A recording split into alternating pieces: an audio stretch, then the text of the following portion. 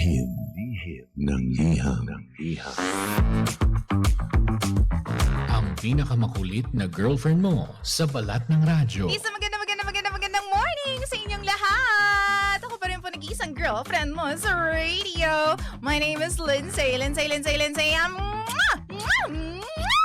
Makulit pero may puso, handang makinig sa mga kwento mo. Alam mo, feeling ko kailangan mo na siyang iwan kasi it doesn't make sense. Ang kwento sa lihim ng liham.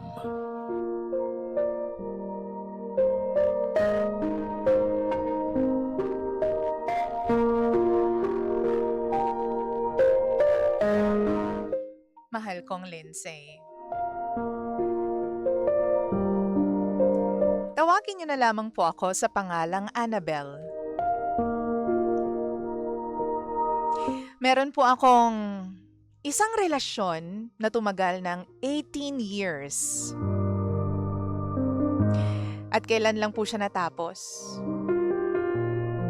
November 2024. Meron po kaming anak na babae, isang napakagandang baby. Nakamukhang-kamuka ng daddy niya. DJ Lindsay, we broke up dahil sa toxicity ng isa't isa. Ako ang nakipaghiwalay sa kanya. Hindi ko na rin kasi kaya na palagi kaming nakikita ng anak namin na nag-aaway, nagsisigawan, nagkakasakitan. So I gathered all my courage para makipaghiwalay sa kanya. Kasi naman, ilang beses ko nang pinilit na ayusin pa. 100 times? Pero wala na talaga. DJ Lindsay, hindi kami in good terms. And I admit, hindi po siya nagbibigay ng suporta financially for our child. Noon ang sabi niya sa akin, wala siyang pera. So ang ginagawa niya, nagpapadala siya ng grocery. Pero bilang ma-pride ako nung time na yon, sinusoli ko lahat ng binibigay niya. Hindi dahil hindi ako grateful, pero dahil yung grocery na worth 500 pesos lamang ay hindi sasapat, DJ Lindsay. Sa panahon ngayon, I was looking for more. Anak namin ang pinag-uusapan namin dito. Matapos ang lahat ng yun, tinigil ko ng humingi ng suporta sa kanya. Kasi awa naman ng Diyos, nakakapag-provide naman ako para sa aming dalawa. Nakakabili ako ng mga gusto niya at ng pangangailangan ng aking anak.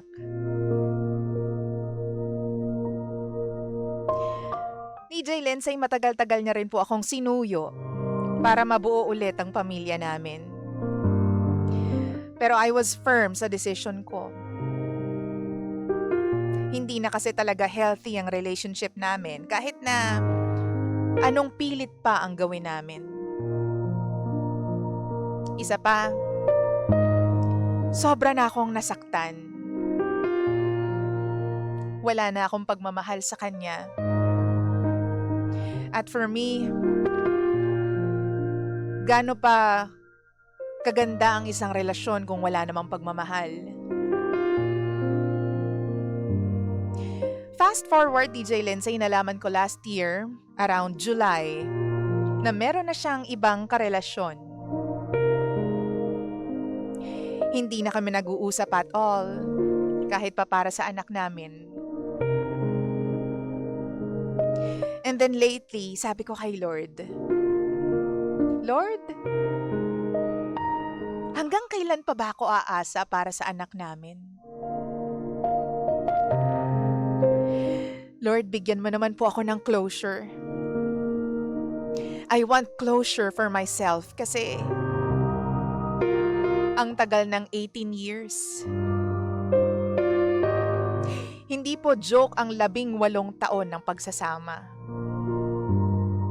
And I thought maybe we just needed some time. Akala ko kaya niyang i-manage yung meron kaming anak.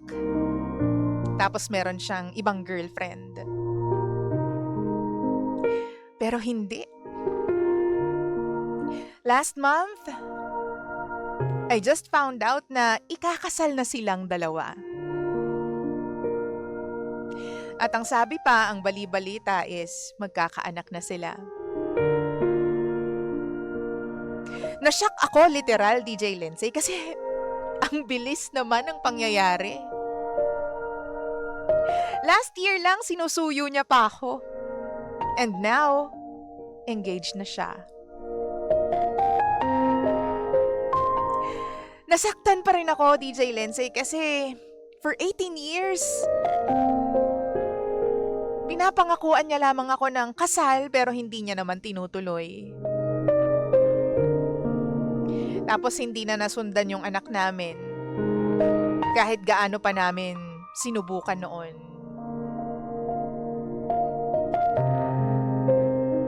I was hurt.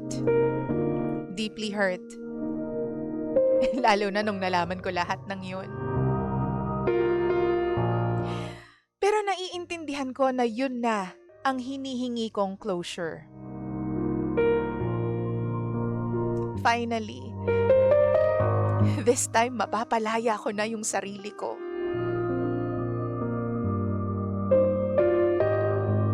Two weeks after, natanggap ko na. Nasabi ko na rin sa anak namin. At masaya kami para sa kanya. At least yung anak namin. Ako, tanggap ko ang mga pangyayari pero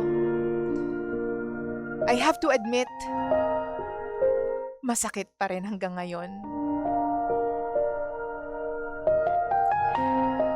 Sana po mabigyan niyo po ako ng comments, DJ Lindsay and DJ Jimbo. Sending love and light to everyone. Muli, ako si Annabelle. At ito ang lihim ng aking liham.